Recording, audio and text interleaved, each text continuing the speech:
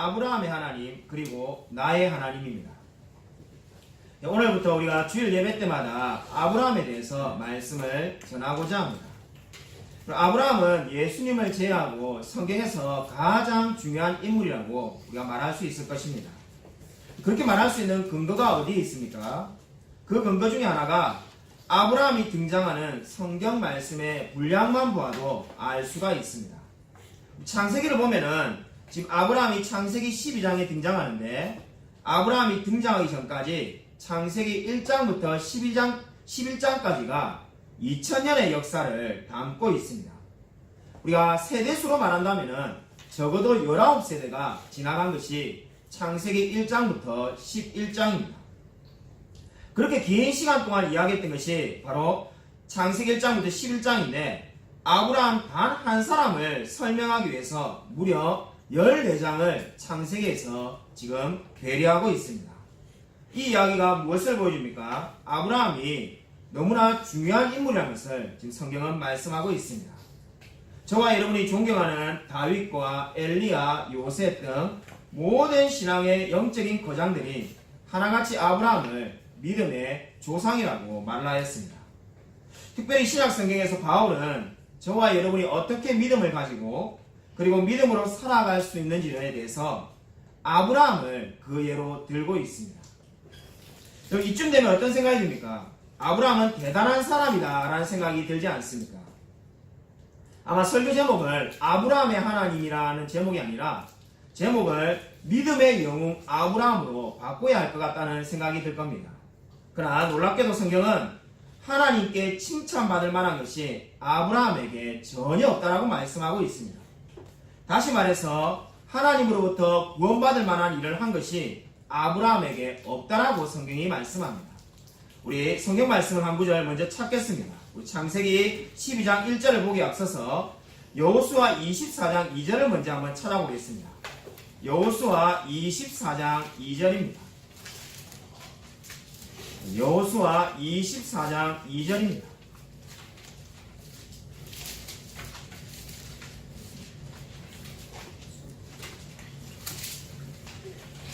여호수아 24장 2절 말씀을 우리 같이 한번 찾아서 읽도록 하겠습니다.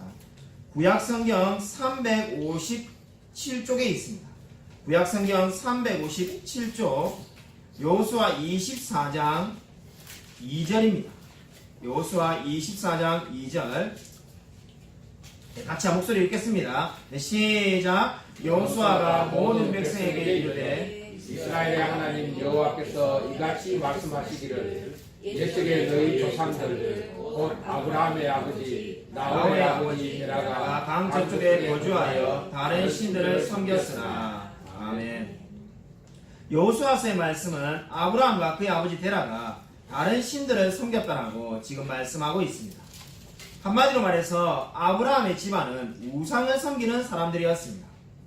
그러니까 이 말씀은 하나님이 아브라함을 보셨을 때 세상의 다른 사람들보다 조금이나마 더 나은 것이 있었기 때문에 선택한 것이 아니라는 것을 말씀하고 있습니다. 아브라함은 세상 사람들과 똑같이 다른 신들을 섬기고 있었습니다. 하나님께서 이 세상을 바라보시면 모든 사람이 믿음이 없다는 것을 이미 다 알고 계십니다. 좀 더 정확하게 말한다면 모든 사람이 믿음이 없는 정도가 아니라 모든 사람이 악합니다. 창세기 6장 5절을 보시면은 그의 마음으로 생각하는 모든 계획이 항상 악할 뿐임이라 이렇게 말씀하고 있습니다. 이 말은 무슨 말입니까? 모든 사람이 하나님 보시기에 악하다는 겁니다. 그 중에 한 사람이 아브라함이었습니다. 아브라함이 뭔가 다른 사람보다 특출난 게 있기 때문에 하나님이 선택하신 것이 결코 아니라는 겁니다. 사람은 늘 하나님 앞에서 죄만 짓는 존재였습니다. 그러한 사람들에게 하나님이 하신 일이 무엇입니까? 바로 한 사람을 택하시는 것이었습니다. 그 선택받은 사람이 바로 아브라함이었습니다. 그리고 하나님은 아브라함에게 무엇을 하셨습니까? 우리가 읽은 창세기 12장 1절부터 3절을 한번 보십시오. 우리가 읽었던 창세기 12장 1절부터 3절을 보시면 가장 많이 나오는 단어가 무엇일까요? 여러분 한번 찾아보십시오. 가장 많이 나오는 단어가 중요한 단어인데 가장 많이 나오는 단어가 무엇일까요? 우리 요즘 수예배 때 제가 객관식으로 수예배에 학생들이 여러 명 나와서 객관식으로 제가 물어보는데 주일 예배 때도 한번 물어보겠습니다. 보기를 드리겠습니다. 1번 복, 2번은 내가라는 단어입니다. 문제가 그렇게 쉽지 않을 겁니다. 나오는 숫자가 비슷비슷해 보이죠?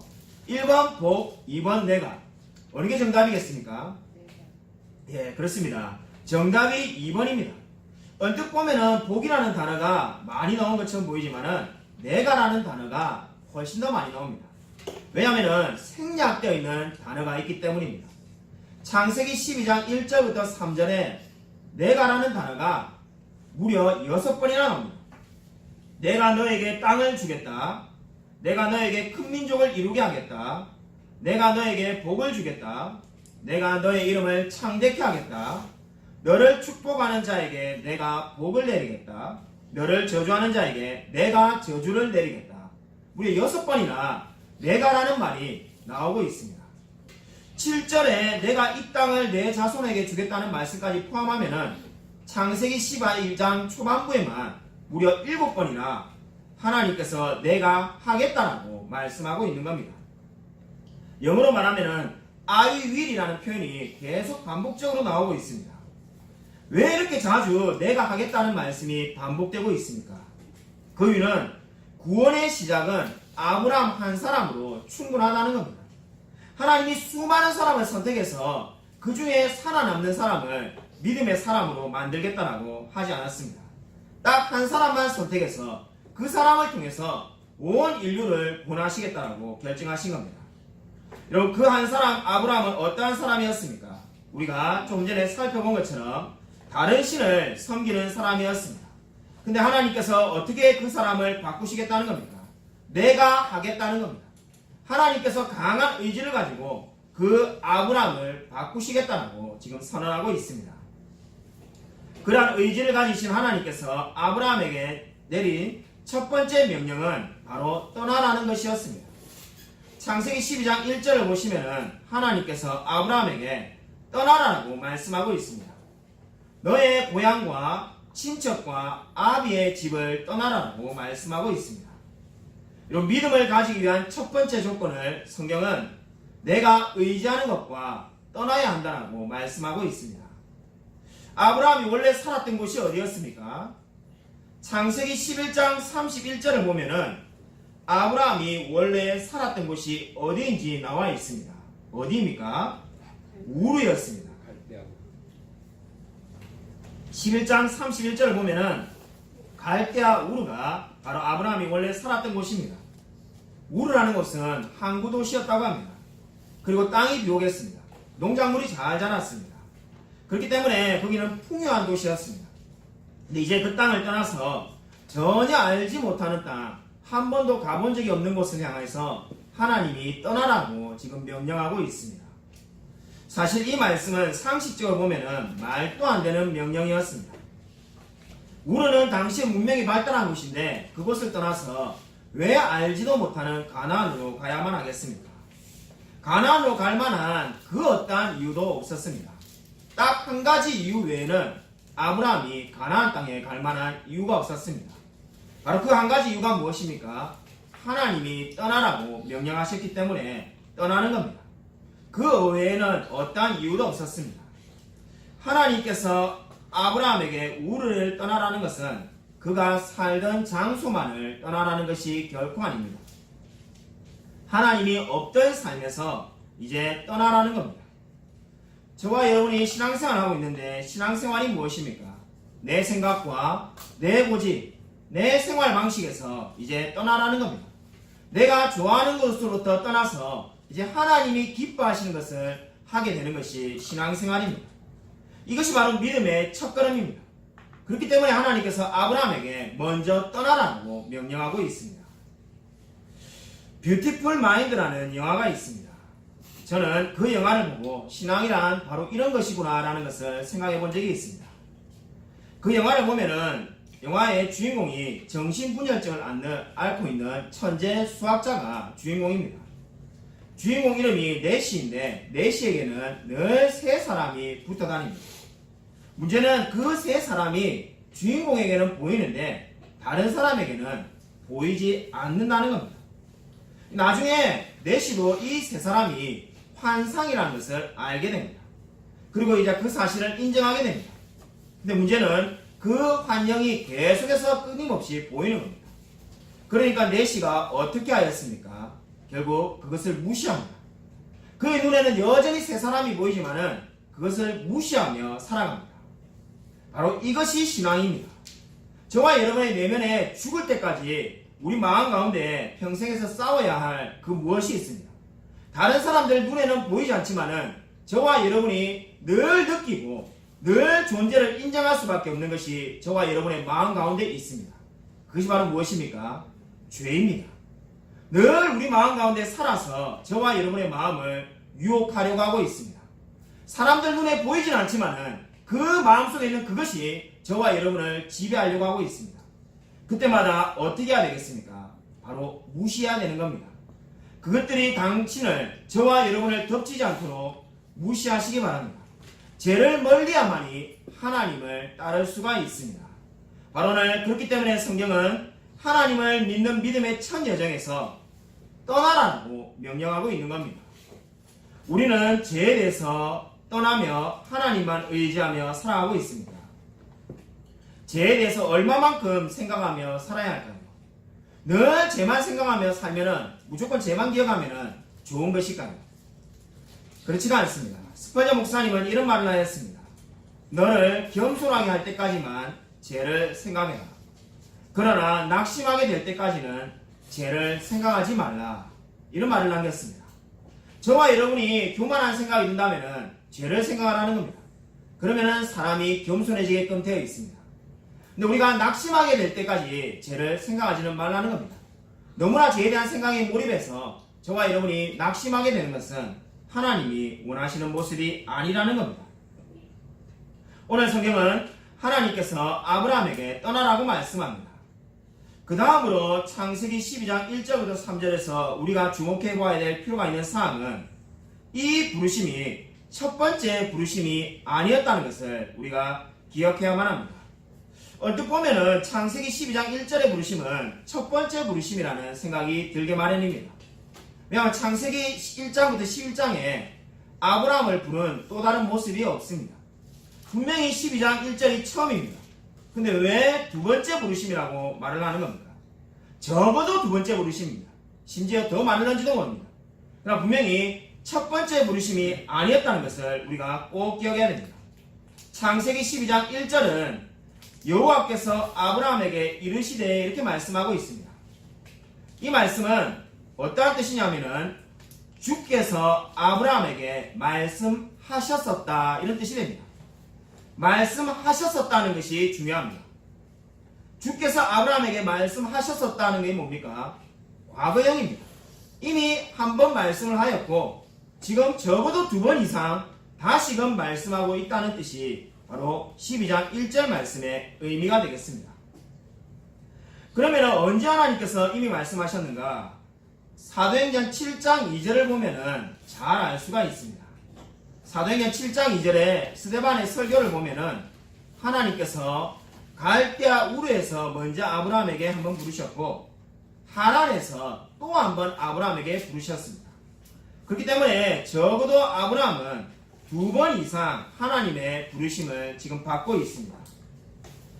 아브라함이 아버지 데라를 데리고 여행을 떠난 것이 옳은 일이었을까요? 아니면 잘못된 일이었을까요? 자, 우리 어린 학생들을 위해서 자꾸 질문을 던집니다. 설교에 집중하기 위해서. 1번 옳은 일이다. 2번 옳지 않은 일이다. 정답이 무엇일까요?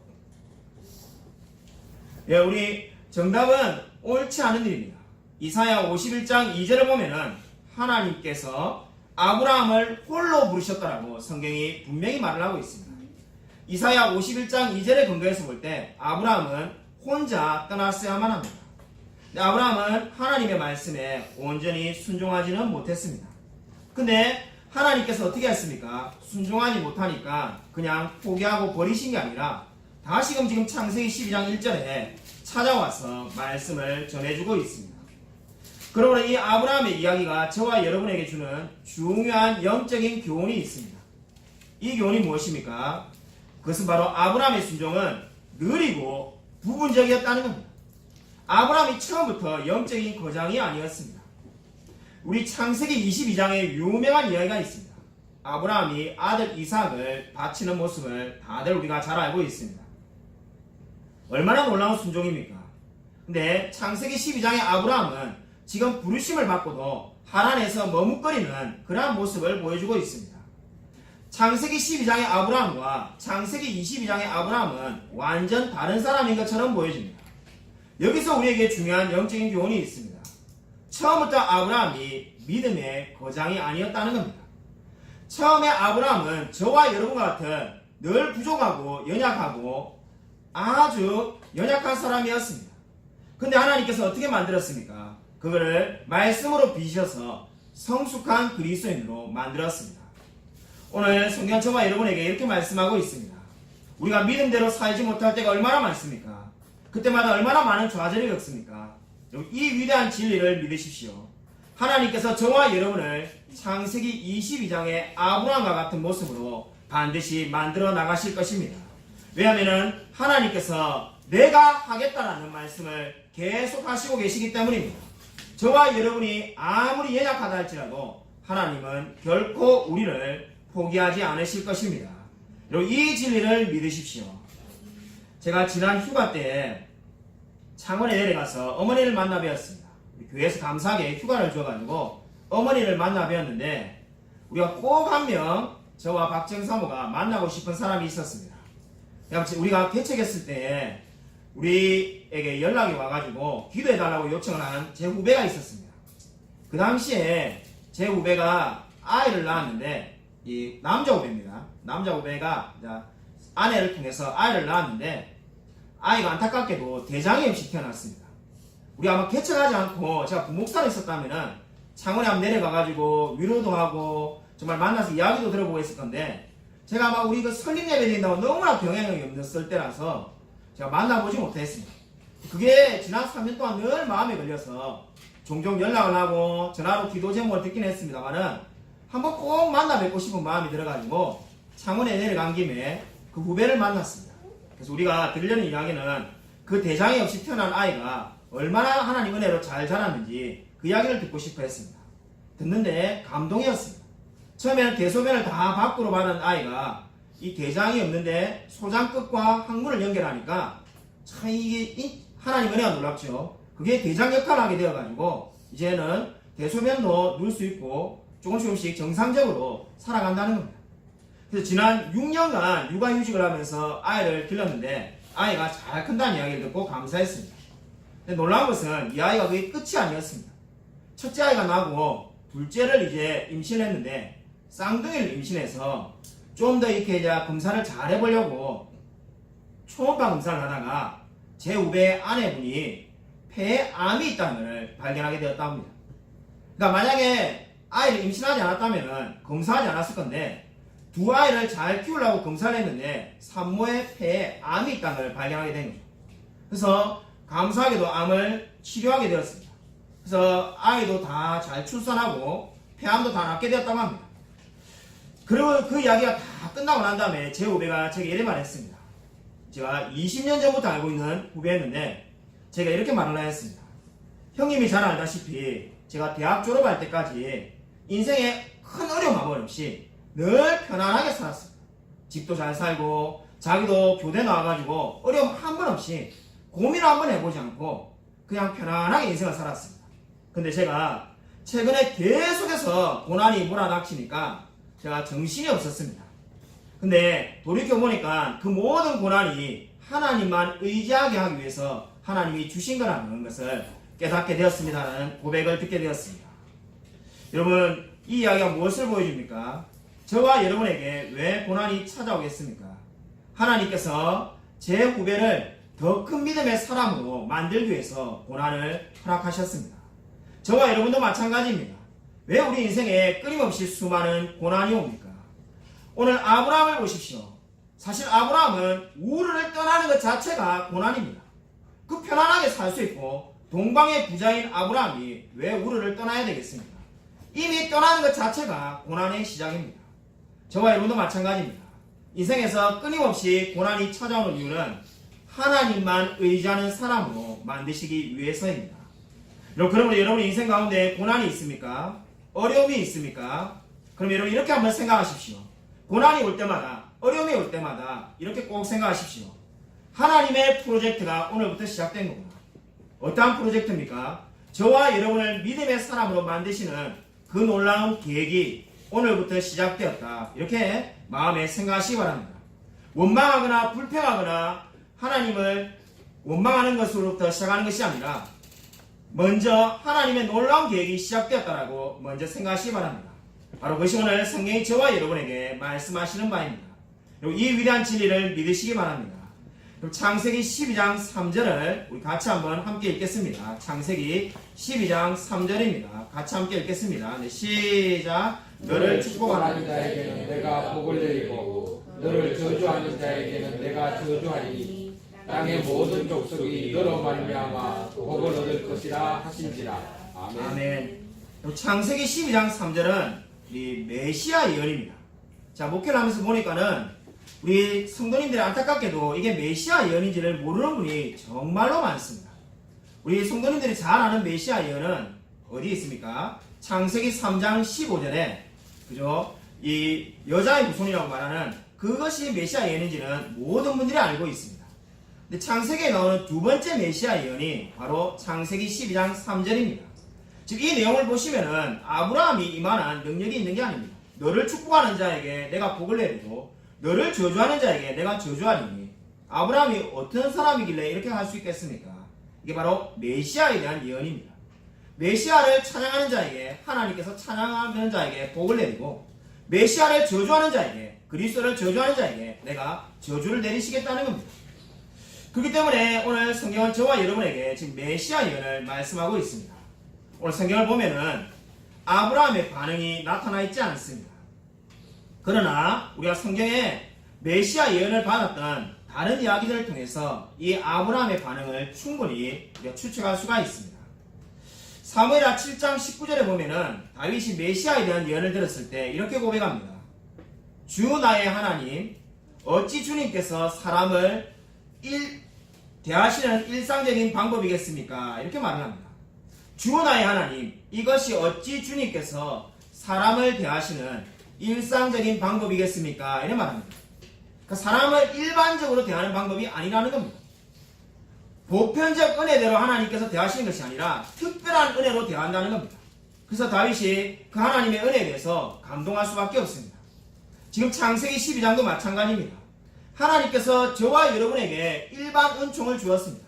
모든 사람에게 비를 내리고 모든 사람에게 열심히 살면 부자가 됩니다. 근데 이 지금 메시아 예언은 어떻다는 겁니까? 특별한 은혜, 특별한 은총입니다. 그렇기 때문에 이 말씀을 믿는 자가 복이 된다는 거죠. 바로 다윗이 고백한 것처럼 아브라함도 동일한 고백을 하였을까라는 추측이 충분히 가능합니다.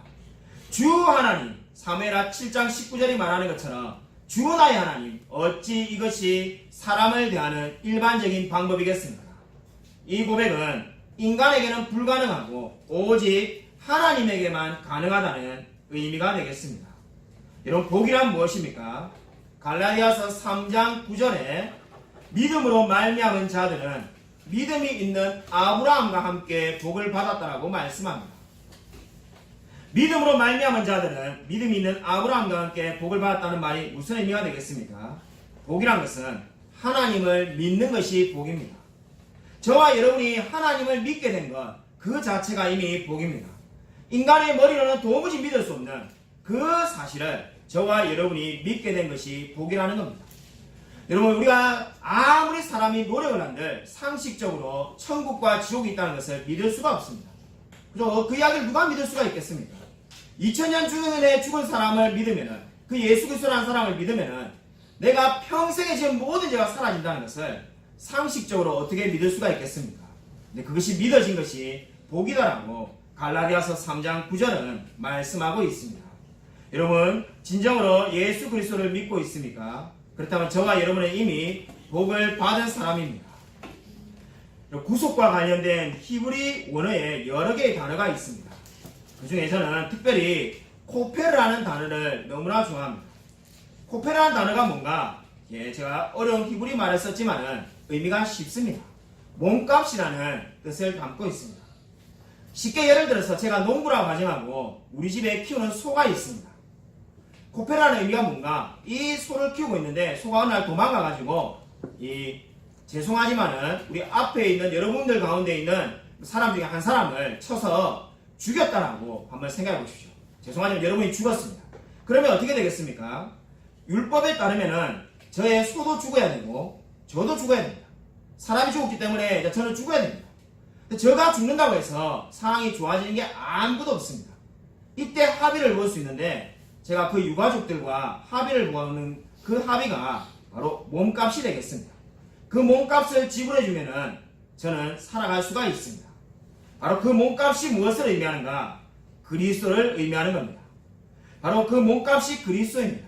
그리스도께서 저와 여러분을 대신하여 우리의 모든 죄를 위하여 몸값을 대신 지불하신 겁니다.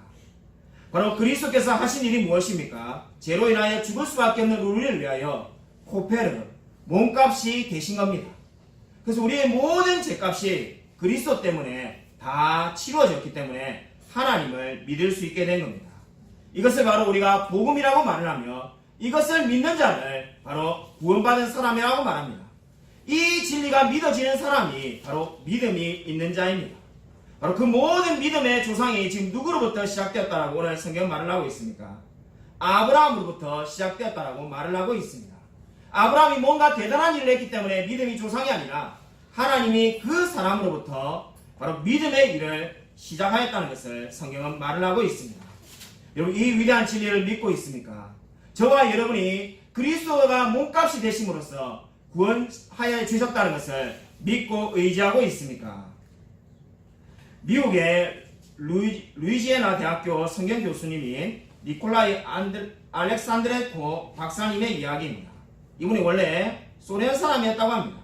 러시아 이전에 소련의 사람이었는데 이분이 학교에서 선생님들이 가르친 대로 성경을 우화라고 말하여서 성경 다 지어낸 이야기라고 생각하며 평생을 살았다고 합니다. 2차 세계대전 때 그가 결국은 3번이나 부상을 당했는데 자기 나라 소련에서 그냥 죽는 게 낫겠다 싶어가지고 야채죽만 겨우겨우 줘가지고 겨우겨우 인생을 연명하였다고 합니다. 그래서 세계대전이 끝나고 나니까 이 사람은 차라리 이 나라를 떠나야 되겠다 생각해서 미군에게 투항하였다고 합니다. 알렉산드레코 이 박사님이 미군에게 투항했는데 결국은 미군에게 투항해서 독일의 미넨에 있는 연합군 수용소에 수감되어 있었습니다. 그때 어느 날 휴지를 주어서 난로불을 피우려고 꾸깃꾸깃 대진 휴지 조각을 한번 펼쳐보았습니다. 펼치니까 그 종이 안에 그리스도라고 적혀있는 글이 있었습니다. 그래서 그 그리스도라는 글자를 따라서 아래 적힌 내용을 읽어보니까는 수고하고 무거운 짐진 자들아 다 내게로 오라 내가 너희를 시기하리라는 말씀이 적혀 있었다고 합니다. 이 말씀을 읽는 순간에 평생에 아무런 느낌이 없이 살았는데 갑자기 성령에 대해서 큰 감동이 밀려오게 되었습니다. 그래서 예수님이 누구신가? 과연 그는 하나님의 아들인가? 이런 의구심이 알렉산드리코에게 들기 시작하였습니다. 그 전까지만 해도 하나님을 믿어야 되겠다, 하나님을 알아야 되겠다는 생각이 한 번도 있었지만은 그 쪽지 하나에 마음이 다 바뀌었습니다. 수용소에서 성경을 달라고 요청해서 성경을 읽기 시작합니다. 성경을 읽기 시작하니까 그 마음이 뜨거워졌습니다. 그리고 이제 미국으로 건너가게 되자 그가 신학을 공부하고 결국 미국의 신학교 교수가 되었습니다. 이 이야기가 무엇을 보여줍니까? 바로 인간의 상식으로는 믿을 수 없는 것을 하나님의 은혜로 믿게 된 겁니다. 그리고 아무리 우리가 노력을 한들 이 위대한 진리가 믿을 수가 없습니다. 여러분 생각을 해보십시오. 저와 여러분이 노력을 해서 이 자리에 앉아있는 것이 결코 아닙니다. 우리의 노력으로 된 것이 아니라 하나님의 은혜로 우리가 이렇게 이 자리에서 지금 예배를 드릴 수가 있습니다. 여러분 오늘 성경의 말씀이 저와 여러분에게 말하는 중요한 영적인 교훈이 무엇입니까? 저와 여러분을 하나님께서 먼저 부르셨다는 겁니다. 그리고 저와 여러분을 위해서 하나님께서 몸값을 대신 지불하셨다라고 성경은 말씀하고 있습니다. 부르심에서부터 구원까지 모두 하나님이 다 하셨습니다. 창세기 12장 1절부터 3절에 말하는 하나님이 내가 하겠다는 그 말씀이 어떻게 이루어졌는지를 보여주는 것이 사실 성경 전체입니다. 여러분, 우리가 한 것은 아무것도 없습니다. 근데 어쨌든 우리가 하나님을 떠나거나 하나님이 없는 삶으로 되돌아갈 수가 있겠습니까? 우리 마음 가운데 주님만 의지하며 살겠다라고 결심하십시오. 하나님께서 저와 여러분을 그리스도만 의지하는 사람으로 만들어 가실 것입니다. 아무쪼록 아브라함의 하나님이 나의 하나님임을 알고 날마다 주님만을 의지하며 살아가는 저와 우리 모든 성도님이 되시기를 주님의 이름으로 간절히 축원드립니다.